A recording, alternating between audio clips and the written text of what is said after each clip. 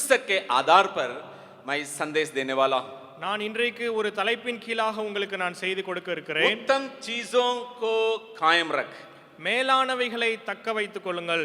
जो हमारे लिए और श्रेष्ठ और उत्तम चीजें हैं, तो उन बातों को आखिरी तक काम कायम रखना है. நமக்காக கொடுக்கப்பட்டிருக்கிற அந்த மேலான காரியங்களை நாம் கடைசி வரை காத்துக்கொள்ள வேண்டும். अनेक संदर्भ में जिन बातों को हाथ में रखना है, हम कभी कभी उसको हम नीचे छोड़ देते हैं. அநேக நேரங்களிலே நாம் எப்படிப்பட்ட காரியங்களை நாம் தக்க வைத்துக் கொள்ள வேண்டுமோ அந்த காரியங்களை நாம் தவற விட்டு விடுகிறோம். हमारे जीवन का या हमारा सेवकाई का ये एक बहुमूल्य बातों को मैं आज एक संदेश के रूप में बताने वाला हूं. நம்முடைய ஊழியத்திற்கும் சரி நம்முடைய தனிப்பட்ட வாழ்க்கைக்கும் சரி ஒரு மிக முக்கியமான காரியத்தை நான் உங்களுக்கு சொல்ல விரும்புகிறேன். आप पहले मेरे साथ खोलिएगा कोलोसियों के पत्री उसका 3रा अध्याय. நீங்கள் என்னோடு கூட சேர்ந்து திருப்பிக் கொள்ளுங்கள் கொலோசியர் எழுதின தீர்க்கதரிசன புத்தகம். पहला और दूसरा वचनों को हम हिंदी में सुनेंगे. அதனுடைய 3வது அதிகாரம் 1வது 2வது வசனம். कोलोसियों के पत्री उसका 3रा अध्याय पहला और दूसरा. கொலோசியர் 3ஆம் அதிகாரம் அதனுடைய 1வது 2வது வசனம். अतः जब तुम मसीह के साथ जिलाए गए तो स्वर्गीय वस्तुओं की खोज में रहो, जहाँ मसीह विद्यमान है और परमेश्वर की दाहिनी ओर बैठा है. पृथ्वी पर की नहीं परंतु स्वर्गीय वस्तुओं पर ध्यान लगाओ. நீங்கள் கிறிஸ்துவுடன் கூட எழுந்ததுண்டானால் கிறிஸ்து தேவனுடைய வலது பார்சத்தில் வீற்றிருக்கும் இடத்தில் உள்ள மேலானவைகளை தேடுங்கள், பூமியில் உள்ளவைகளை அல்ல மேலானவைகளையே நாடுங்கள். यहाँ बाइबल बतलाती है हम जो उत्तम ऐसे जो बातें हैं उसी को हम खोज करना है. இங்கே வேதாகமம் சொல்லுகிறது மேலான காரியங்களாக இருக்கிறவைகளை நாம் தேட வேண்டும் என்று சொல்லி. पृथ्वी पर की ही नहीं परंतु स्वर्गीय वस्तुओं पर ध्यान लगाने के लिए बाइबल हमें सिखाती है. இந்த உலக பிரகாரமான காரியங்கள் மேல் அல்ல மேலான அந்த பரலோகத்துக்குரிய காரியங்கள் மேலே நம்முடைய கவனம் இருக்க வேண்டும். तो आज मैं ऐसे 3 बातों को जो समय है उसके अंतर्गत में मैं आपके दिल में डालने के लिए मैं कोशिश करूंगा. நான் இன்றைக்கு 3 காரியங்களை கொடுக்கப்பட்ட நேரத்திற்குள்ளாக நான் உங்களுக்கு சொல்ல விரும்புகிறேன். 3 ऐसे बातें हैं जिसको आखिरी तक चाहे हमारा मृत्यु हो या प्रभु यीशु मसीह का दूसरा आगमन हो तब तक हम कायम रखने का जरूरत है. நம்முடைய மரணம் அல்லது இயேசு கிறிஸ்துவினுடைய வருகை வரைக்கும் நாம் காத்துக்கொள்ள வேண்டிய 3 முக்கியமான காரியங்களை நான் உங்களுக்கு வைக்க விரும்புகிறேன். मैं सबसे पहले उद्धार के बारे में मैं कहने के लिए चाहता हूं. முதலாவது நான் ரட்சிப்பை குறித்து நான் சொல்ல விரும்புகிறேன். हम जानते हैं हमारा जो छुटकारा या उद्धार कब शुरू हुआ. நாம் அறிந்திருக்கிறோம் நம்முடைய ரட்சிப்பு நம்முடைய விடுதலை எப்பொழுது ஆரம்பமாயிற்று என்று. हम यूहन्ना रचित सुसमाचार उसका पहला अध्याय का 12वां वचन को हम जानते हैं. நாம் யோவான் 1வது அதிகாரம் 12வது வசனத்தை நாம் அறிந்திருக்கிறோம். यूहन्ना पहला अध्याय उसका 12वां वचन में यो लिखा है. அங்கே யோவான் 1வது அதிகாரம் 12வது வசனத்தில் யோவான் இப்படியாக எழுதுகிறார், जिन्होंने उसे ग्रहण किया उसने उन्हें परमेश्वर के संतान होने का अधिकार दिया, अर्थात उन्हें जो उसके नाम पर विश्वास रखते हैं. அவருடைய நாமத்தின் மேல் விசுவாசம் உள்ளவர்களாய் அவரை ஏற்றுக்கொண்டவர்கள் எத்தனை பேர்களோ அத்தனை பேர்களும் தேவனுடைய பிள்ளைகளாகும்படி அவர்களுக்கு அதிகாரம் கொடுத்தார். तो जब हम प्रभु यीशु मसीह के ऊपर अपना विश्वास को हम रखते हैं, நாம் நம்முடைய விசுவாசத்தை இயேசு கிறிஸ்துவின் மேல் வைக்கும் பொழுது वही एकमात्र जीवित परमेश्वर, அவர் மாத்திரமே ஜீவனுள்ள தேவன், वही एकमात्र उद्धार करता, அவர் மாத்திரம் ரட்சிப்பு கொடுக்கிறவர், वही हमारे पापों से हमें छुड़ा सकता है, அவர் மாத்திரமே நம்முடைய பாவத்தில் நம்மை விடுதலையாக்க वही முடியும். हमारे लिए जीवन को दिया, तीसरा दिन जी उठा, அவர் மாத்திரமே நமக்காக ஜீவனை கொடுத்து 3ஆம் நாள் உயிரோடு वही எழுந்தார். फिर से आने वाला है. அவர் திரும்பவும் வரப்போகிறவர். हम अनंत काल तक प्रभु के साथ रहेंगे. நாம் நித்தியமாக அவரோடு கூட இருப்போம். जब हम इन सारे बातों के ऊपर अपना विश्वास को रखते हैं, நாம் இப்படிப்பட்ட காரியங்கள் மேலே நம்முடைய விசுவாசத்தை வைக்கும் जब பொழுது हम अपने पापों को अंगीकार करते हुए यीशु के पास चले आते हैं, நாம் இந்த காரியங்களை அங்கீகரித்தவர்களாய் இயேசுவின் இடத்தில் வரும் பொழுது तब हम सही उद्धार को हम प्राप्त करते हैं. அப்பொழுதுதான் நாம் சரியான நாம் அந்த ரட்சிப்பை பெற்றுக்கொள்கிறோம். जब कभी भी नए नए आए हुए जो ट्रेनिंग में आए हुए भाई लोगों से कभी कभी हम लोग पूछते हैं, புதிதாக அந்த ட்ரைனிங்க்கு வருகிறவர்களிடத்தில் நாம் இப்படியாக கேட்கிறோம். या हम लोग कभी कभी बाहर कलिसिया में जाते हैं तो हम कुछ ट्रेनिंग देने के लिए जाते हैं तो पूछते हैं आप उद्धार कब पाए.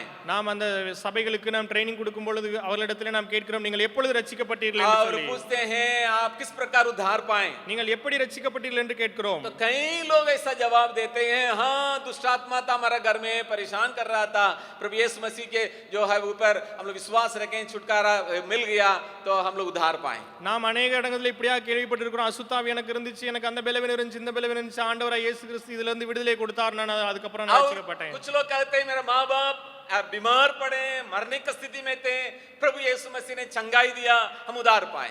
சிலர் இப்படியாக சொல்றாங்க, என்னோட அம்மா அப்பா அவங்க வந்து மரண படுக்கையில் இருந்தாங்க, ஆண்டவர் அவங்களுக்கு விடுதலை கொடுத்தார், நான் அதுக்கப்புறம் ரட்சிக்கப்பட்டேன். लेकिन हम जानते हैं ஆனால் நாம் அறிந்திருக்கிறோம், सही उद्धार जब हम प्रभु यीशु मसीह पर विश्वास रखते हैं. சரியான ரட்சிப்பு எதுவென்று சொன்னால் இயேசு கிறிஸ்துவின் மேல் நாம் விசுவாசம் வைக்கும்போது கிடைப்பது जब மாத்திரமே. हमारे पापों का हम अंगीकार करते हैं, நாம் நம்முடைய பாவங்களை அறிக்கையிட்டு ஏற்றுக்கொண்டு அறிக்கையிடும் பொழுது, जब प्रभु यीशु मसीह अपना लहू से हमारे जीवन को साफ शुद्ध करता है, ஆண்டவராய் இயேசு கிறிஸ்து நம்முடைய இரத்தத்தினாலே நம்முடைய பாவங்களை கழுவி சுத்தமாக்கும் பொழுது, जब हम एक निर्णय में आते हैं यीशु के अलावा और किसी को मैं पीछा नहीं करूंगा, நாம் இயேசு மாத்திரமே கடவுள், வேற யாருக்கும் நான் பின்பற்றி போக மாட்டேன் என்று தீர்மானம் செய்யும் பொழுது, तब हम उद्धार के अनुभव में चले आते हैं. அப்பொழுதுதான் நம் ரட்சிப்பினுடைய அனுபவத்தை நாம் वहां पर பெற்றுக்கொள்கிறோம். एक काम होता है, அங்கே ஒரு காரியம் நடக்கிறது, हम एक नया जन्म को हम ले लेते हैं. நாம் ஒரு புதிய மனிதனை நாம் பெற்றுக்கொள்கிறோம். यहाँ लिखा है प्रभु परमेश्वर का संतान बनने का अधिकार को हम प्राप्त करते हैं. இங்கே எழுதப்பட்டிருக்கிறது, தேவனுடைய பிள்ளைகளாகும்படி அதிகாரங்களை கொடுக்கிறார் என்று हम சொல்லி. परमेश्वर के बच्चे बन जाते हैं. நாம் ஆண்டவருடைய பிள்ளைகளாகிறோம். तो एक नई सृष्टि में हम चले आते हैं. நாம் ஒரு புதிய சிருஷ்டியாக உருவாகிறோம். बाइबल बतलाती है வேதம் சொல்லுகிறது, सब कुछ नया हो गया. எல்லாமே புதிதாகிறது. एक वचन को पढ़ेंगे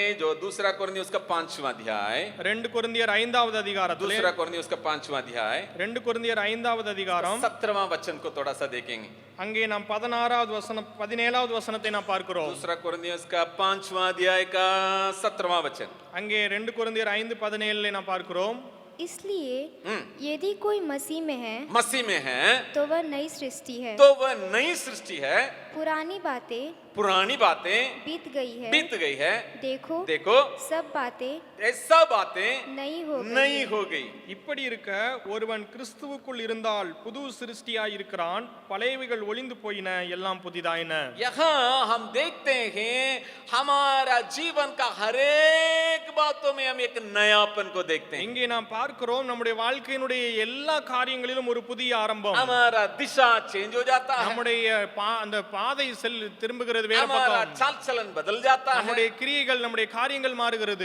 और हमारा बर्ताव में बदलावट आ जाता है. நம்முடைய பேசுகிற அந்த காரியங்களிலே மாற்றம் तो உண்டாகிறது. इसलिए हम गाते हैं नया जीवन मिल गया, परिवर्तन आ गया. நாம் இதனால தான் சொல்லுகிறோம், என்னுடைய வாழ்க்கையில மாற்றம் வந்தது. हम परमेश्वर का संतान बन जाते हैं. நாம் ஆண்டவருடைய சந்ததிகளாய் மாறுகிறோம். एक बात को हम कभी नहीं भूलना है, நாம் ஒரு காரியத்தை மறந்து போக प्रभु கூடாது. यीशु मसीह जब दूसरा आगमन में आएगा, ஆண்டவர் மீண்டுமாக இரண்டாம் வருகையில் வரும் பொழுது वो रीजनल सुपरिटेंडेंट को लेने के लिए नहीं आ रहा அவர் है, ரீஜனல் சூப்பரண்டன்ட்கோல் எடுத்து या வரவில்லை. टीचर लोगों को लेने के लिए नहीं आ रहा है, அவர் ஆசிரியர்களை எடுத்து போறதுக்கு या வரவில்லை. ट्रेनिंग में रहने वाले स्टूडेंट को लेने के लिए नहीं आ रहा है. ட்ரைனிங்ல இருக்கிற ஸ்டூடண்ட்ஸ் எடுக்கிறதுக்கு वो வரவில்லை. अपने बच्चों को लेके जाने के लिए आ रहा அவர் தம்முடைய பிள்ளைகளை எடுத்து செல்வதற்கு வருகிறார். है.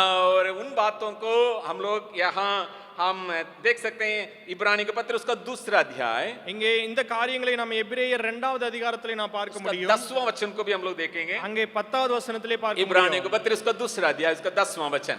எபிரேயர் 2வது அதிகாரம் 10வது வசனம். मैं जल्द जल्द इन सारी बातों को समय के अंतर्गत में आपके दिल में डालने के लिए कोशिश நான் करूंगा. வேகமாக இந்த காரியங்களை உங்களுக்கு நான் சொல்ல यहाँ 10 விரும்புகிறேன். वचन में क्या लिखा है, இங்கே 10வது வசனத்திலே என்ன எழுதி இருக்கிறது? पढ़िएगा. क्योंकि जिसके लिए हम्म, सब कुछ है हम्म, और जिसके द्वारा सब कुछ है, सब कुछ है, उसे यही अच्छा लगा अच्छा कि लगा जब वह बहुत से पुत्रों का जब वो बहुत से पुत्रों को महिमा में पहुंचाए महिमा में पहुंचाए. तो उनके उद्धार के कर्ता हाँ, को दुख उठाने के द्वारा हाँ, सिद्ध पढ़- करें. पढ़- ஏனென்று சொன்னால் தமக்காகவும் தம்மாலேயும் சகலத்தையும் உண்டாக்கினவர் அநேக பிள்ளைகளை மகிமையில் கொண்டு வந்து சேர்க்கையில் அவர்களுடைய ரட்சிப்பின் அதிபதியை உபத்திரவங்களினாலே பூர்ணப்படுத்துகிறது அவருக்கு ஏற்றதா இருந்தது. अपने बच्चों को लेने के लिए ही प्रभु आ रहा है. தம்முடைய பிள்ளைகளை அவர் கொண்டு சேர்ப்பதற்காக தான் வருகிறார். यहाँ परमेश्वर के बारे में हम ये देखते हैं, இங்கே ஆண்டவரை நாம் இப்படியாக பார்க்கிறோம். अपना एकलौता पुत्र प्रभु यीशु मसीह को इसलिए भेजा, அவர் தம்முடைய சொந்த குமாரனை இதற்காக इस அனுப்பினார். प्रकार के उपद्रव में और संकट में डाला, அவர் இப்படிப்பட்ட உபத்திரவமான காரியங்களுக்குள்ளாக உட்படுத்தினார். ताकि हम उद्धार पाते हुए हम परमेश्वर का संतान बन जाएं और प्रभु के साथ अनंत काल तक जीवन बिताएं। அதன் மூலமாக நாம் எல்லாரும் அந்த ரட்சிப்பை பெற்றுக்கொண்டு அந்த அவரோடு கூட நித்திய வாழ்க்கையில் பங்கு பெற வேண்டும் என்று சொல்லி आज वो जब तक नहीं आएगा तब तक इस उद्धार को हम बचा के रखने का जरूरत நாம் है। அவர் வருகிற வரைக்கும் அந்த ரட்சிப்பை காத்துக்கொள்ள வேண்டும். हम प्रभु यीशु मसीह का आने समय तक उसको कायम रखने का जरूरत है। அந்த இயேசு கிறிஸ்துவின் இரண்டாம் வருகை மீண்டும் வருகிற வரைக்கும் நாம் அதை பாதுகாத்துக் கொள்ள வேண்டும். ये शायद देखने में एक साधारण बात हो सकता है, ஒருவேளை நாம் பார்க்கிறதற்கு இது சாதாரணமான காரியமாக ये क्या இருக்கலாம். है उद्धार के बारे में समझा रहे हैं, இவர் என்ன இது ரட்சிப்பை குறித்து சொல்லிக் கொண்டிருக்கிறார். लेकिन कई बार उद्धार का अनुभव एक दिन का कभी कभी हमारा जीवन में हो जाने का संभावना है। சில நேரங்களில் இந்த ரட்சிப்பின் அனுபவமானது ஒரு நாள் அனுபவமாக நமக்குள்ள हाँ, இருப்பதற்கு 12 வாய்ப்பு साल के உண்டு. पहले मैं उद्धार पाया, நான் 12 வருஷத்துக்கு முன்பாக நான் 4 ரட்சிக்கப்பட்டேன். साल के पहले मैं उद्धार पाया, நான் 4 வருஷத்துக்கு முன்பாக ரட்சிக்கப்பட்டேன். लेकिन ये जरूरत है ஆனால் இது அவசியமா இருக்கிறது. जब आप बाइबल कॉलेज में जाएंगे या और के बाइबल स्टडी को सुनेंगे, நாம் வேதாம கல்லூரி போகும்போது அல்லது வேதத்தை நாம் கேட்கும்போது மாத்திரமல்ல, 3 प्रकार का उद्धार हमारा जीवन में होने का आवश्यकता है। நாம் இந்த 3 பிரகாரமான அந்த ரட்சிப்பை குறித்து நாம் கேட்பதற்கு உண்டு. एक तो हमारे लिए उद्धार का जरूरत है पाप की जो उसका जो जो परिणाम है या उसका दंड है उससे बचने के लिए उद्धार का जरूरत है। முதலாவது ரட்சிப்பு பாவத்தினுடைய தண்டனையில இருந்து நாம் வந்து தப்பிப்பதற்கு உண்டாக வேண்டும். और दूसरा ये तो हमारा जीवन में पहले हो चुका है, இரண்டாவது நம்முடைய வாழ்க்கையில ये ஆல்ரெடி पहले वाला पहले हो चुका है। முதலாவது நம்ம ஆல்ரெடி முடிஞ்சது. दूसरा இரண்டாவது हर एक दिन ஒவ்வொரு நாளும் ये जो ये पाप का जो सामर्थ्य है उससे हमें छुटकारा या उद्धार पाना जरूरी है। இந்த பாவத்தினுடைய வல்லமையிலிருந்து நாம் அதை மேற்கொண்டு அதை ரட்சிக்கப்பட जब வேண்டும். प्रभु यीशु मसीह आएगा ஆண்டவர் மீண்டும் வரும் பொழுது हमारे लिए वो तीसरा उद्धार होगा। அந்த மூன்றாவது ரட்சிப்பை அவர் நமக்கு ये கொடுக்கிறார். पाप का हर एक इस जो क्षेत्र से हम बिल्कुल हम अलग हो जाएंगे। இந்த பாவத்தினுடைய எல்லா இந்த சூழ்நிலையிலும் இந்த இடத்திலிருந்து நமக்கு விடுதலை உண்டாகும். इसलिए यहाँ पाए गए आप कोई भी क्यों न हो, இங்கே ரட்சிக்கப்பட்ட யாரா இருந்தாலும் आप சரி, बच्चे हो सकते हैं, बड़े हो सकते அங்கே हैं, சிறுவர்களா இருந்தாலும் சரி, பெரியவர்களா இருந்தாலும் आप சரி, छोटा जिम्मेदारी को हाथ में रखने वाले हो सकते हैं या बड़ा जिम्मेदारी को संभालने वाले हो सकते ஒருவேளை हैं। உங்களுக்கு சின்ன பொறுப்பு கொடுக்கப்பட்டிருக்கலாம் அல்லது பெரிய பொறுப்புகள் ये கொடுக்கப்பட்டிருக்கலாம். जो उत्तम चीज आपके लिए दिया गया है उद्धार, उसको कायम रखने का पूरा जरूरत है। உங்களுக்காக கொடுக்கப்பட்ட மிகவும் முக்கியமான மேன்மையான காரியம் ரட்சிப்பு. அதை நாம் கடைசி வரை फिर காத்துக்கொள்ள कहने के लिए வேண்டும். चाहता हूं, நான் திரும்பவும் சொல்ல விரும்புகிறேன். क्योंकि परमेश्वर अपने संतान को अपने साथ ले जाने के लिए आ रहा है। ஏனென்று சொன்னால் ஆண்டவர் தம்முடைய சந்ததியை தம்மோடு கூட எடுத்து செல்வதற்கு வருகிறார். आज हम थोड़ा देर हम विचार करके देखेंगे நாம் சில இன்றைக்கு நாம் தியானமாக கவனிப்போம். हम कैसा दिखते हैं, நாம் எப்படியாக பார்க்கப்படுகிறோம், हम कैसा दूसरों के लिए हम दिखते हैं। நாம் எப்படியாக மற்றவர்களால் பார்க்கப்படுகிறோம். परमेश्वर के संतान के रूप में दिखाई पड़ते हैं நாம் ஆண்டவருடைய சந்ததிகளாக நாம் நம்மை காண்பிக்கிறோமா, या हम दूसरे रूप से दिखाई पड़ते हैं। நாம் நம்மை வேறு விதமாக காண்பிக்கிறோமா? आज इसको हम विचार करके और परमेश्वर का संतान के रूप में जीवन बिताने का जरूरत है। நாம் இதை யோசித்தவர்களாய் தேவனுடைய சந்ததிகளாக நம்மை காண்பிக்க வேண்டும். उद्धार पाया हुआ व्यक्ति के रूप में जीवन बिताने का जरूरत है। நாம் ரட்சிக்கப்பட்ட மனிதர்கள் போல வாழ வேண்டியது அவசியம். हम कभी कभी बोलते हैं और लिखते हैं और born again Christian, நாம் சில நேரங்களிலே சொல்லுகிறோம் எழுதுகிறோம், நான் மறுபடியுமாக பிறக்கப்பட்டவன், born again Christian। நான் மறுபடியுமாக பிறந்த क्या கிறிஸ்தவன். वो लक्षण आज आपके जीवन में है कि या नहीं? அதனுடைய அடையாளங்கள் நம்முடைய வாழ்க்கையில இருக்கிறதா இல்லையா? லட்சணம் நல்லா இருக்கும், அந்த லட்சணம் இன்னைக்கு இருக்குதா? आज उदार पाए हुए परमेश्वर का छुटकारा पाए हुए परमेश्वर का संतान के रूप में वो लक्षण क्या आपके जीवन में दिखाई पड़ता है? நாம் ஆண்டவரால ரட்சிக்கப்பட்டு மறுரூபமாக்கப்பட்டு மறுபடியும் பிறந்த அந்த லட்சணமான வாழ்க்கை நம்முடைய வாழ்க்கையில உண்டா? आपका लक्षण क्या है? நம்முடைய லட்சணம் என்ன? कैसा दिखाई पड़ते हैं, எப்படி தெரிகிறது हमारा மற்றவர்களுக்கு? बोल ही कैसा दिखाई पड़ता है, நம்முடைய வார்த்தைகள் செயல்பாடு பேச்சு हमारा எப்படி இருக்கு? नजर कैसा दिखाई पड़ता है, நம்முடைய பார்வை எப்படியாக இருக்கிறது? हमारा बोलने का ढंग कैसा दिखाई पड़ता நாம் है, பேசுகிற விதம் எப்படியாக हम இருக்கிறது? डील करने का बातें या समझाने का बातें कैसा दिखाई पड़ता है, நாம் செயல்படுகிற விதம் எப்படியாக जब இருக்கிறது? बच्चे हम अकेले रहते हैं हम कैसा दिखाई पड़ते हैं, நாம் தனிமையாக இருக்கும்போது எப்படியாக जब செயல்படுகிறோம்? हमारा नजदीक दोस्त के साथ बातें करते हैं हम कैसा दिखाई நாம் पड़ते हैं, நெருங்கிய நண்பரிடத்தில் பேசும்போது நம்முடைய பேச்சு எப்படி क्या இருக்கிறது? हम बोल सकते हैं मैं परमेश्वर के संतान हूँ, நான் தேவனுடைய சந்ததி என்று சொல்ல क्या முடியுமா? बोल सकते हैं मैं परमेश्वर के द्वारा उद्धार पाया born again क्रिश्चियन, நான் ஆண்டவருக்குள்ளாக மறுபடியுமாக பிறந்த கிறிஸ்தவன் என்று சொல்ல முடியுமா? आज ये उत्तम चीज को हम कभी खोना नहीं, நாம் இப்படிப்பட்ட மேன்மையான காரியத்தை நாம் தவறவிடக் கூடாது. चीजें हमारे हाथ से जाने दीजिए, காரியங்கள் நம்மிடத்திலிருந்து போகட்டும். अधिकार मेरे हाथ से जाने दीजिए, நம்மிடத்தில் உள்ள அதிகாரம் நம்மிடத்திலிருந்து मेरे लिए போகட்டும். जो भी दिया गया सब जाने दीजिए, எனக்காக கொடுக்கப்பட்ட எல்லாம் போகட்டும். मैं कभी भी उद्धार को खोने के लिए नहीं चाहता हूं, ஆனால் நான் என்னுடைய ரட்சிப்பை ஒரு நாளும் இழந்து போய்விடக் கூடாது. एक नया तौर से जन्म हुए उन बातों को मैं कभी खोने के लिए नहीं चाहता। நாம் மறுபடியுமாக பிறந்த அந்த புதிய ஜீவனுக்குரிய காரியங்களை நாம் தொலைத்து जब हम விடக்கூடாது. देखते हैं मत्ती सुसमाचार उसका 22वां अध्याय, அங்கே மத்தேயு எழுதின சுவிசேஷம் அதனுடைய 22வது அதிகாரத்தை நாம் एक பார்ப்போம். झुंड के लोगों के लिए दया से जगह मिल गया राजा का विवाह के घर में घुसने का, அங்க ஒரு கூட்ட மக்களுக்கு ராஜாவினுடைய கல்யாணத்திற்கு போவதற்கு வாய்ப்பு கிடைத்தது. एक झुंड के लोग ये जो झुंड के लोग है और उन लोगों के लिए खाना और सारी बातें प्रबंध नहीं किया गया है, அங்கே ஒரு கூட்ட மக்களுக்காக எல்லா காரியங்களும் ஆயத்தம் பண்ணப்படல. वो और किसी के लिए वो हर एक बातें वहां पर तैयार किया गया, அங்க வேறொரு மக்களுக்காக எல்லாம் हम ஆயத்தப்படுத்தப்பட்டது. जानते हैं वो घटना को, நாம் அதை நன்றாக அறிந்திருக்கிறோம். समय भी ऐसा भाग रहा है इसलिए मैं जल्दी बता रहा हूं, நேரம் வேகமாக கடந்து செல்கிறதா நான் வேகமாக और उन சொல்கிறேன். लोगों के लिए तैयार नहीं किया गया, அவர்களுக்காக ஆயத்தப்படுத்தப்படவில்லை. जितने लोग बुलाहट को पाए वे लोग नहीं गए, அங்க யார் அழைக்கப்பட்டிருக்கிறாங்க அவங்க வரல. लेकिन कुछ ऐसे झुंड के लोगों के लिए दया से वहां अनुमति मिल रहा है, ஆனால் அப்படிப்பட்ட ஒரு கூட்டத்திற்கு அங்க கிருபையாக வாய்ப்பு கிடைத்தது. लेकिन वहां एक ही शर्त कंडीशन वहां पाया गया, ஆனால் அங்கே ஒரே ஒரு நிபந்தனை கொடுக்கப்பட்டிருந்தது. राजा के द्वारा दिया गया वस्त्र को वो पहनना, ராஜாவின் மூலமாக கொடுக்கப்பட்ட அந்த உடையை அணிந்திருக்க வேண்டும். देखने से पता चलना है ये राजा का घर का शादी में बुलाए गए, இங்கே பார்க்கும்போதே தெரியணும் ராஜாவினுடைய வீட்டு கல்யாணத்துக்கு இவங்க அழைக்கப்பட்டிருக்கிறாங்க. एक जन के ऊपर वो वस्त्र नहीं, ஒரு இடத்துல அந்த வஸ்திரம் இல்ல.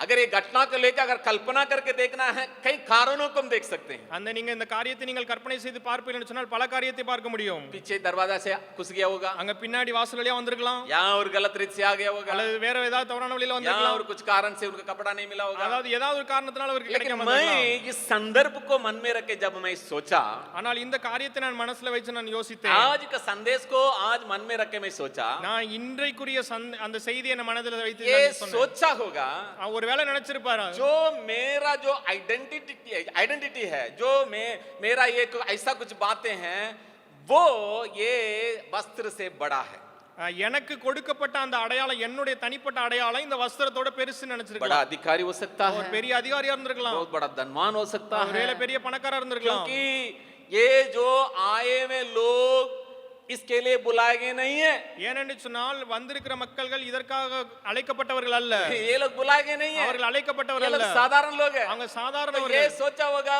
अगर उन लोगों के समान मैं भी पहनूंगा मैं अपने आप को कैसा मैं दिखा पाऊंगा, நான் அவர்களை போல நானும் அணிந்திருந்தேனா நான் எப்படி அவர்களுக்கு காண்பிப்பேன்? तबे उन लोगों को मालूम होगा मैं कौन हूँ। நான் இப்படி இருந்தாதான் அவர்களுக்கு தெரியும் நான் யார் என்று சொல்லி. लेकिन राजा के द्वारा दिया गया वस्त्र को तुच्छ जाना, அவர் ராஜாவின் மூலமாக கொடுக்கப்பட்ட அந்த வஸ்திரத்தை அற்பமாக எண்ணினார். गलातियों के पत्र में हम पढ़ते हैं, அங்க கலாத்தியர்ல நாம் பார்க்கிறோம், जब हम प्रभु को ग्रहण करते हैं, நம்ம ஆண்டவரை ஏற்றுக்கொள்ளும் பொழுது, जब हम बपतिस्मा लेते हैं, நாம் ஞானஸ்தானம் எடுக்கும் பொழுது, मसीह यीशु का वस्त्र को हम पहन लेते நாம் हैं, ஆண்டவராய் இயேசு கிறிஸ்துவின் வஸ்திரத்தை தரித்துக் கொள்கிறோம். हम परमेश्वर का संतान करके उसके चिन्ह के रूप में प्रभु यीशु मसीह को हम पहन लेते हैं। நாம் ஆண்டவருடைய பிள்ளைகள் என்று சொல்லி அதனுடைய அடையாளமாக அந்த வஸ்திரத்தை நாம் ஏற்றுக்கொள்கிறோம். कई बार यह संभव है हम उतार देते हैं, நாம் अनेक நேரங்களிலே அதை கலட்டி போடுவதற்கு வாய்ப்பு உண்டு. मेरा दोस्त मेरे बारे में क्या बोलेगा, என்னுடைய நண்பன் என்னை குறித்து என்ன मेरा சொல்லுவான், दोस्त मेरे बारे में क्या बोलेगी, என்னை குறித்து என் நண்பி என் अरे தோழி என்ன சொல்லும், ये सन्यासी है बोल देगी, அவங்க சன்னியாசின்னு சொல்லிடுவாங்க,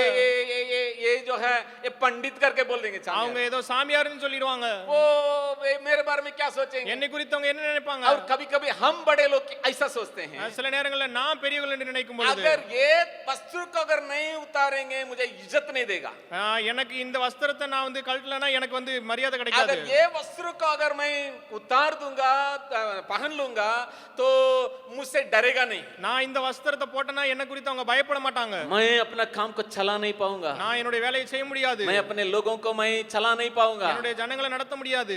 गलत है, தவறு, बिल्कुल गलत है। முழுவதுமாக தவறு।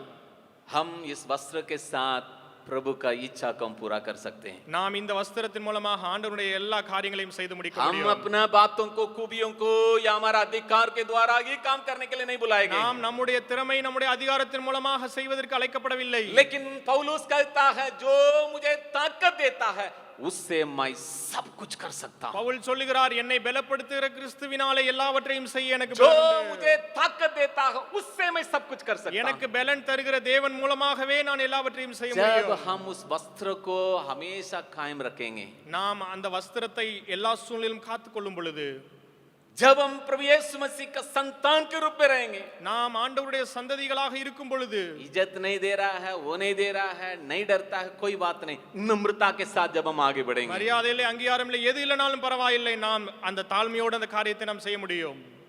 आज अगर हम यीशु के संतान के रूप में प्रभु यीशु मसीह को हम पहनते हुए हम आगे बढ़ेंगे, ஒருவேளை இன்றைக்கு நாம் இயேசு கிறிஸ்துவினுடைய சந்ததிகளாய் அவரை தரித்துக் கொண்டு நாம் இருப்போம் என்று சொன்னால், एक बात के लिए मैं गारंटी दे सकता हूं, நான் ஒரு காரியத்தை குறித்து உங்களுக்கு உத்தரவாதம் கொடுக்க முடியும், अन्य बातों के लिए मैं गारंटी नहीं दे सकता, மற்ற காரியங்களை குறித்து அல்ல, एक बात के लिए मैं गारंटी दे நான் सकता ஒரு हूं, காரியத்தை குறித்து உங்களுக்கு உத்தரவாதம் கொடுக்க आपके முடியும், ऊपर का अनुग्रह बढ़ेगा ही, உங்களுக்கு மேல் உள்ள கிருபை பெருகும், तब हम पौलुस के समान कर सकते हैं। அப்பொழுது நாம் பவுலை போல சொல்ல முடியும், मैं सबसे ज्यादा प्रयास किया நான் அதிகமாக எல்லாவற்றை காட்டிலும் அதிகமாக பிரயாசப்பட்டேன், लेकिन मैं नहीं, ஆனால் நான் அல்ல, मेरे अंदर जो परमेश्वर का अनुग्रह है उससे मैं सब कुछ को कर पाया। நான் அல்ல, எனக்குள்ளாக இருந்த அந்த கிருபையினாலே நான் எல்லாவற்றையும் நான் செய்தேன்। எல்லாரை காட்டிலும் அதிகமாய் பிரயாசப்பட்டேன், ஆனாலும் நான் அல்ல, எனக்குள் இருக்கிற தேவ கிருபையே அதை செய்। ताली बजा के हम परमेश्वर का धन्यवाद देंगे।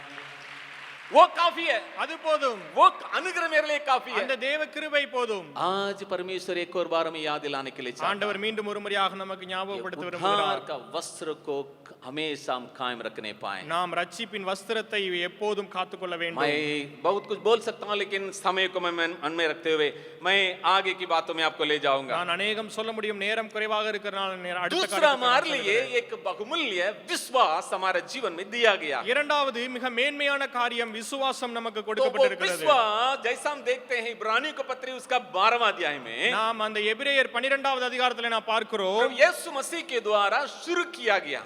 அங்கே இயேசு கிறிஸ்துவின் மூலமாக ஆரம்பிக்கப்பட்டது। उस विश्वास को हाथ में रखे प्रभु यीशु मसीह को ताकते हुए आगे बढ़ने के लिए हम बुलाए गए। நாம் அந்த விசுவாசத்தை வைத்து இயேசு கிறிஸ்துவை நோக்கி நாம் முன்னேறி செல்ல வேண்டும்। ये विश्वास एक उत्तम चीज दूसरा हमारा जीवन में दिया गया। நமக்காக நம்முடைய வாழ்க்கையிலே கொடுக்கப்பட்டிருக்கிற இரண்டாவது மேன்மையான காரியம் விசுவாசம்। लेकिन यहाँ अगर हम देखेंगे, நாம் இங்கே பார்ப்போம் என்று मैं சொன்னால், केवल दो बातों को उसमें से मैं बोल के आखिरी तीसरा पॉइंट में आपको ले जाने के लिए நான் ரெண்டு காரியத்தை இதை குறித்து நான் சொல்லிவிட்டு மூன்றாவது காரியத்துக்கு நோக்கி செல்வேன்। ये दो जगह में प्रभु विश्वास को देखा, ரெண்டு காரியத்தை இயேசு கிறிஸ்து ஆண்டவர் விசுவாசத்தை காண்பித்தார்। दो संदर्भ में प्रभु यीशु मसीह लोगों के अंदर विश्वास को देखने के लिए चाहा। ரெண்டு காரியங்களிலே ஆண்டவராய் இயேசு கிறிஸ்து விசுவாசத்தை பார்க்க வேண்டும் என்று மக்களிடத்திலிருந்து எதிர்பார்த்தார்। क्योंकि हम जानते हैं लूका समाचार उसका 18वां अध्याय நாம் அறிந்திருக்கிறோம், லூக்கா 18வது அதிகாரத்திலே 8वां वचन में लिखा है, 8ஆம் வசனத்தில் இப்படியாக क्या எழுதப்பட்டிருக்கிறது, प्रभु जब दूसरा आगमन में आएगा और उस समय में लोगों के अंदर में विश्वास को पाएगा। நாம் ஆண்டவர் இரண்டாவது முறை வரும் பொழுது ஜனங்களுக்குள்ளாக விசுவாசத்தை பார்ப்போமா? पुत्र जब आएगा क्या वो पृथ्वी पर विश्वास को पाएगा? அங்கே வரும் பொழுது நாம் ஜனங்களுக்குள்ளாக விசுவாசத்தை பார்க்க முடியும்। यहाँ दो संदर्भ या घटना को मैं आपको दिखाऊंगा जहां प्रभु यीशु मसीह विश्वास को देखा या देखने के लिए चाहा। அங்கே ரெண்டு காரியங்களை நான் உங்களுக்கு சொல்ல விரும்புகிறேன். ஆண்டவர் ஜனங்களுக்குள்ளாக விசுவாசத்தை பார்த்தார். हम लोग ऐसा साधारण नहीं रहना है, हम विश्वासी है विश्वासी है विश्वासी है, ऐसा नहीं. நாம் விசுவாசி தான் என்று சொல்லி சாதாரணமாக அல்ல. हम हमारे अंदर का विश्वास क्या परमेश्वर देखने लायक विश्वास है. நாம் நம்முடைய விசுவாசம் தேவன் பார்க்கிற பிரகாரமாக இருக்கிற விசுவாசமா இருக்கிறதா? एक जगह को मैं आपको दिखाऊंगा. நான் ஒரு இடத்தை உங்களுக்கு तो காண்பிப்பேன். आप मत्ती रसूल समाचार उसका 6 अध्याय, மத்தேயு அதனுடைய 6வது அதிகாரம் अगर 30 और 31वां वचन में अगर आप देखेंगे, 30-31வது வசனத்தை பார்ப்பீர்கள் मत्ती என்று रसूल சொன்னால், समाचार उसका 6 अध्याय, மத்தேயு 6வது उसका அதிகாரம் 30 और 31वां वचन में 30-31 यहाँ ये घटना को हम लोग देख सकते हैं. இங்கே ஒரு காரியத்தை நாம் பார்க்க முடியும். जब यीशु चेले लोगों के साथ यात्रा में था, இயேசு கிறிஸ்து சீசர்களோடு பிரயாணத்தில் இருந்த பொழுது वहां पर इस प्रकार एक प्रश्न पूछते हुए हम देख सकते हैं. அங்கே இப்படிப்பட்ட ஒரு கேள்வி அவரிடத்தில் கேட்டார். नहीं, यहाँ जब वो उपदेश दे रहे हैं, இயேசு கிறிஸ்து அங்க உபதேசம் பண்ணி கொண்டிருந்த பொழுது यहाँ और कुछ बातों के यहाँ कहते हुए देख सकते हैं. அங்கே சில காரியங்களை அவர் சொல்லுகிறதை நாம் பார்க்க यहाँ முடியும். पर अगर आप देखेंगे, இங்கே பார்ப்பீர்கள் என்று சொன்னால் एक 30वां वचन को देखेंगे. 30வது வசனத்திலே பார்க்கிறோம். मत्ती रसूल समाचार 6 अध्याय उसका 3रा वचन. மத்தேயு 6:30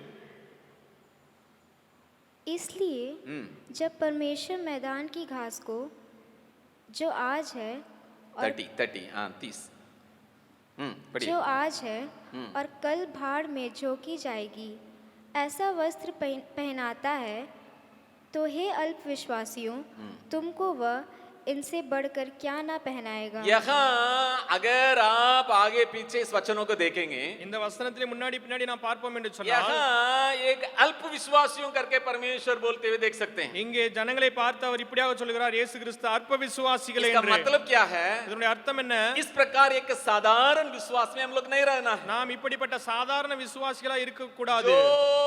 जो आज या कल की बातों को लेके चिंता करते हैं, उसी के लिए प्रार्थना करो, उसी के लिए खोज करो, उसी के पीछे जाओ, इस प्रकार का विश्वास को परमेश्वर नहीं चाहता. இன்றைக்குரிய நாளைக்குரிய நம்முடைய தேவைக்குரிய காரியங்களை குறித்து ஜெபம் செய்கிற, அதற்குரிய காரியங்களை தேடுகிற சாதாரண விசுவாசிகளா நம்ம இருக்காமல், लेकिन यहाँ अगर आप लूका उसका 8वां अध्याय में आएंगे, இங்கே லூக்கா 8வது அதிகாரத்தில் நீங்கள் வருவீர்கள் என்று சொன்னால் 22वां वचन से लेकर देखेंगे घटना वहां लिखा हुआ. அங்கே 22வது வசனத்திலிருந்து நான் प्रभु பார்க்க यीशु முடியும். मसीह चेले लोगों के साथ यात्रा में है.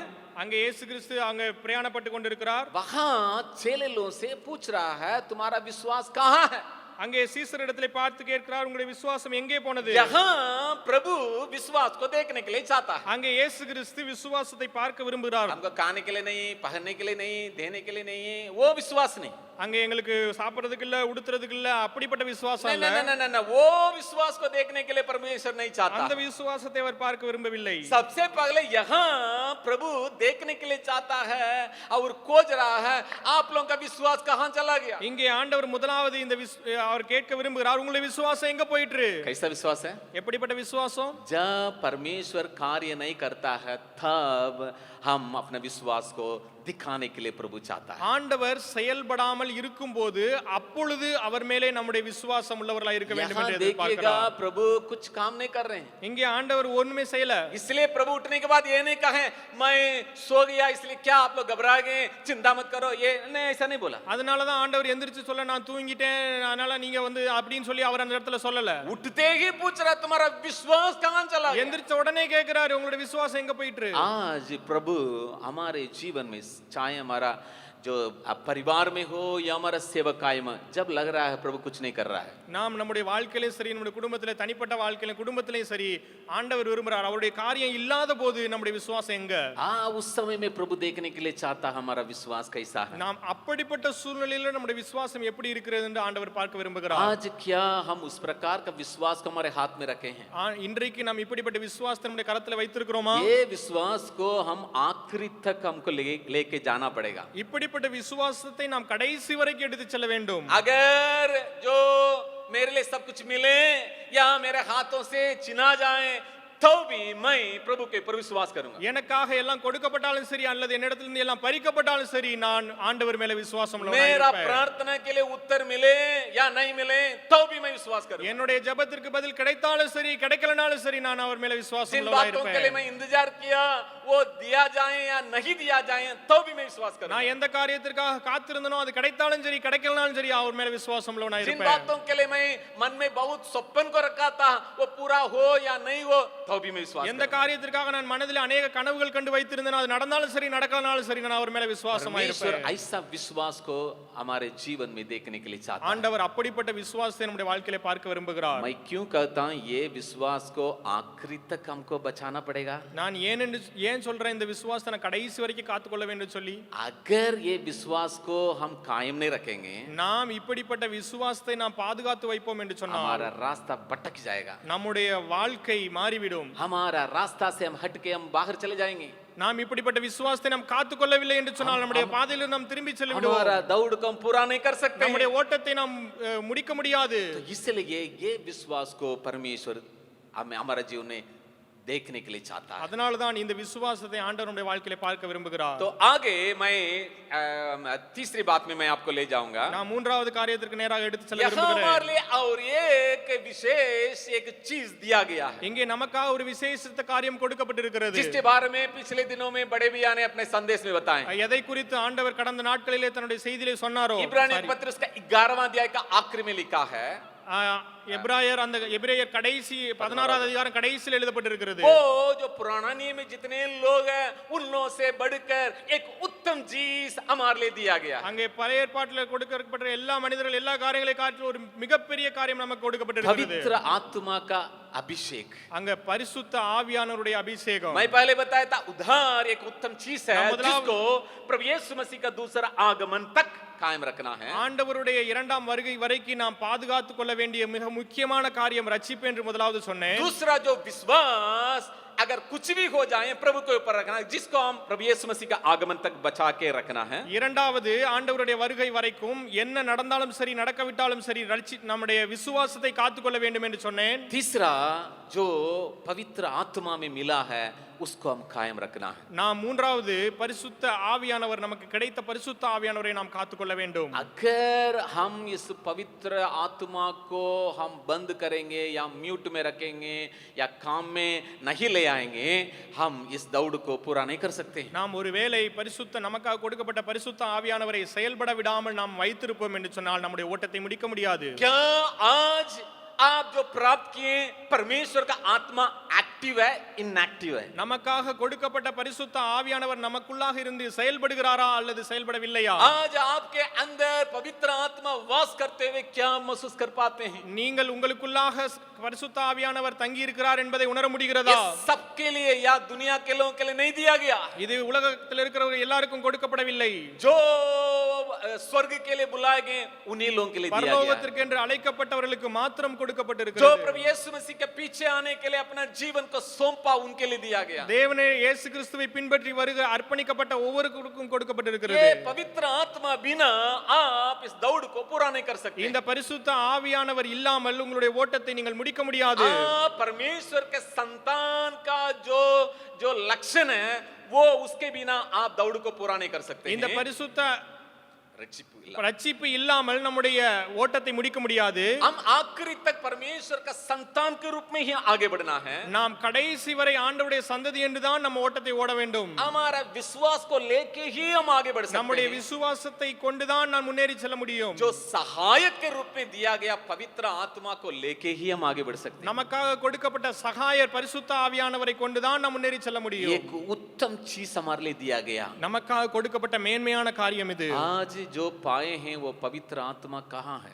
நமக்காக கொடுக்கப்பட்ட பரிசுத்த ஆவியானவர் இன்று எங்கே இருக்கிறார்? अगर आप पवित्र आत्मा को अभी तक पाए नहीं, நீங்கள் ஒருவேளை பரிசுத்த ஆவியானவர் இதுவரைக்கும் பெறவில்லை என்று उस प्रकार சொன்னால், का अनुभव में आप नहीं आए, ஒருவேளை நீங்கள் அதை அனுபவித்துக்குள்ள கொண்டு வரவில்லை आप என்றால், कुछ भी सोचे बिना 13 तारीख शाम को आ सकते हैं। நீங்கள் அதை எதையும் யோசிக்காம 13ஆம் தேதி அங்க வரலாம். आप बच्चे हो सकते हैं या बड़े हो सकते நீங்கள் हैं। சிறுவராக இருக்கலாம், பெரியவர்களாக இருக்கலாம். क्योंकि मैं फिर कहने के लिए चाहता हूं ये एक बहुत बड़ी जो एक जो ऐसा जो समय में हम लोग आगे बढ़ रहे हैं। நான் மீண்டுமாக சொல்லுகிறேன், நாம் அப்படிப்பட்ட ஒரு காலத்திற்குள்ளாக கடந்து வந்திருக்கிறோம். एक कठिन समय में हम लोग प्रवेश कर நாம் रहे ஒரு हैं। கடினமான காலத்திற்குள்ளாக கடந்து पवित्र செல்கிறோம். आत्मा बिना आप सेवा नहीं कर सकते। நீங்கள் பரிசுத்த ஆவியானவருடைய உதவி இல்லாமல் ஊழியம் செய்ய पवित्र முடியாது. आत्मा बिना सेवकाई में नहीं रह सकते। நீங்கள் பரிசுத்த ஆவியானவருடைய உதவி இல்லாமல் ஊழியத்தில் இருக்க முடியாது. पवित्र आत्मा बिना पवित्र जीवन नहीं बिता सकते। நீங்கள் பரிசுத்த ஆவியானவருடைய உதவி இல்லாமல் ஊழியம் செய்ய पहले பரிசுத்தமாக இருக்க முடியாது. गलत काम करना है या गलत संगति करना है, कहीं दूर में जाना है। நாம் வந்து தவறு செய்யணும்னா,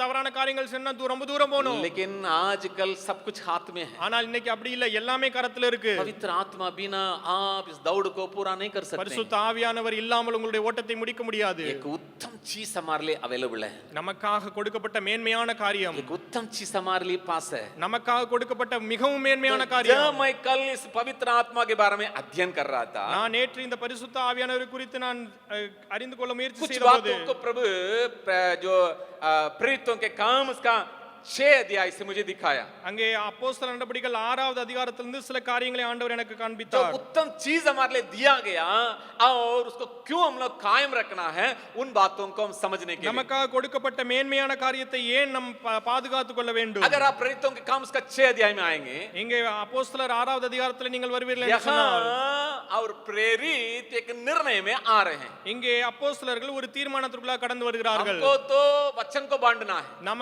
நம்முடைய வசனத்தை நாம் சொல்ல வேண்டும், हमको तो प्रचार करना है நாம் பிரசங்கம் பண்ண வேண்டும், और परमेश्वर के बारे में दूसरों को सुनाना நாம் है। இயேசு கிறிஸ்துவை குறித்து ஆண்டவரை குறித்து மற்றவர்களுக்கு சொல்ல வேண்டும். लेकिन हम लोग दूसरा काम में फंसे हुए हैं, நாம் வேற காரியத்துல மாட்டி இருக்கிறோம். तो इसलिए हम ऐसे कुछ लोगों को ले लेंगे। நாம் இதனால சில மனிதர்களை எடுப்போம். तीसरा वचन में लिखा है सबसे पहला जो क्वालिफिकेशन या वो स्टैंडर्ड ऐसा रहना है, पवित्र आत्मा को पाए हुए।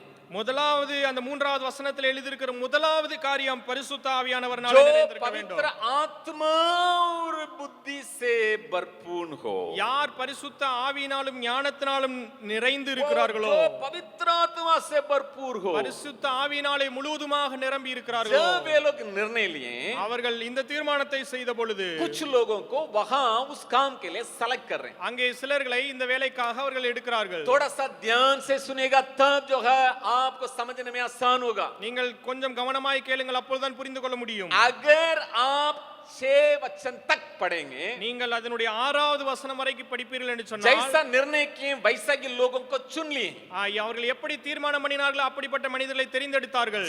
जितने लोगों को वे लोग चुने, उन लोगों के काम के बारे में हम लोग नहीं देख रहे हैं। அங்கே அவர்கள் எப்படிப்பட்டவர்கள் எத்தனை பேர்களை அழைத்தார்கள் என்று இங்கு சொல்லப்படவில்லை. वो जितने लोगों को वे लोग चुन लिए, அவங்க எத்தனை பேர்களை அழைத்தார்களோ, वे उन लोगों के काम के बारे में अभी कोई चर्चा नहीं है। அவர்களுடைய வேலைகளை குறித்து இங்கு ஒன்றுமே वे எழுதப்படவில்லை. लोग क्या किए, वे लोग क्या नहीं किए, वे लोग क्या क्या हुआ, वो सब नहीं அவங்க என்ன बताया गया। செஞ்சாங்க, என்ன நடந்துச்சு, என்ன நடக்கல, எதுவும் சொல்லப்படல. थोड़ा सा ध्यान से सुनिएगा। மீண்டும் கவனியுங்கள். 6 वचन में ये लिखा है, प्रेरित लोग उन लोगों के ऊपर हाथ रख के उनको अर्पण करके बैठाएं। 6வது வசனத்திலே இப்படி எழுதப்பட்டிருக்கிறது, அந்த அப்போஸ்தலர்கள் அவர்கள் மேல கைகளை வைத்து ஜெபம் பண்ணி அவங்களை அர்ப்பணித்தார்கள். इसका मतलब क्या है? அதனுடைய அர்த்தம் என்ன? पवित्र आत्मा को पाए हुए ये लोग अपना अपना दूसरा काम में ये लोग रख दिए।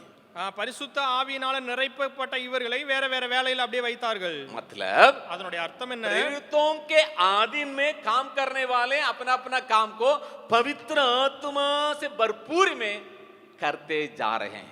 அங்கே வைக்கப்பட்டவர்கள் அப்போஸ்தலர்கள் பரிசுத்த ஆவியினாலே நிறைந்து தன்னுடைய காரியங்களை செய்கிறார்கள். तब अगर आप 7वां वचन को देखेंगे, அப்பொழுது 7வது வசனத்தை பார்ப்போம். 7वां वचन में ये लिखा है, 7வது வசனத்தில் இப்படியாக எழுதப்பட்டிருக்கிறது, परमेश्वर का वचन फैलता गया வேத வசனம், தேவ வசனம் விருத்தி அடைந்தது. और वहां लिखा है और एक बड़ा समाज, पढ़ेंगे हिंदी में कोई, परमेश्वर का वचन फैलता गया और यरूशलेम में चेलों की गिनती बहुत बढ़ती गई बहुत बढ़ती गई और याजकों का एक बड़ा समाज इस मत के आधीन हो गया। इसका मतलब क्या है?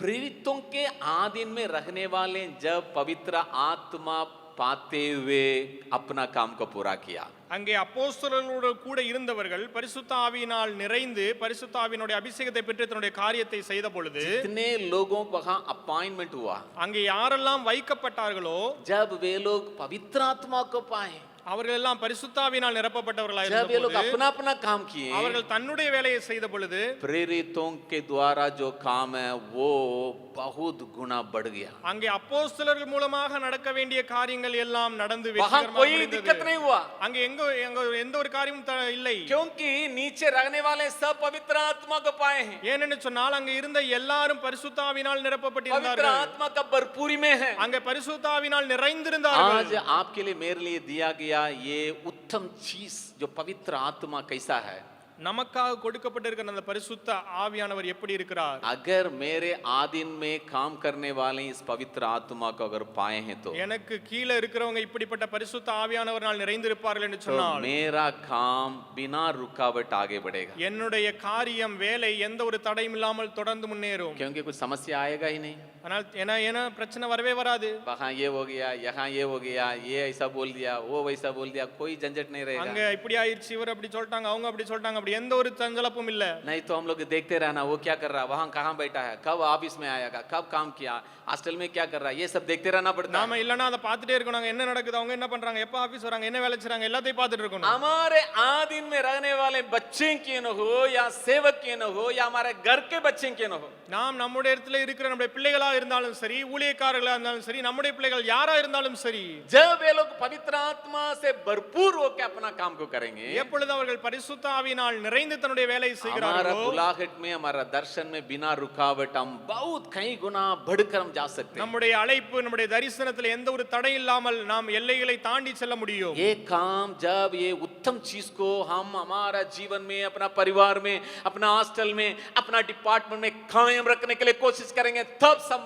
है। இந்த காரியம் பரிசுத்த ஆவியானவர் மேன்மையான காரியத்தை நம்முடைய வாழ்க்கையிலே, நம்முடைய குடும்பத்திலே, நம்முடைய வேலைகளில் எல்லாவற்றையும் நாம் பாதுகாத்து வைக்கும்போது தான் நடக்கும். इसका मतलब அதனுடைய அர்த்தம் हम दूसरों के लिए भी चिंता करना है। நாம் மற்றவர்களை குறித்தும் கவலைப்பட हमारे வேண்டும். बच्चे कैसा पवित्र आत्मा को पाए हैं कि नहीं, என்னுடைய பிள்ளைகள் பரிசுத்த ஆவியை பெற்றிருக்கிறார்களா, मेरे साथ काम करने वाले पवित्र आत्मा के संगति में कैसा बढ़ रहे हैं, என்னோடு கூட வேலை செய்கிறவர்கள் பரிசுத்த ஆவியார் கூட உறவில் எப்படி இருக்கிறார்கள், मेरे आदिन में काम करने वाले पवित्र आत्मा का अभिषेक को पाए या नहीं। எனக்கு கீழே வேலை செய்கிறவர்கள் பரிசுத்த ஆவியின் அபிஷேகத்தை பெற்றார்களா இல்லையா?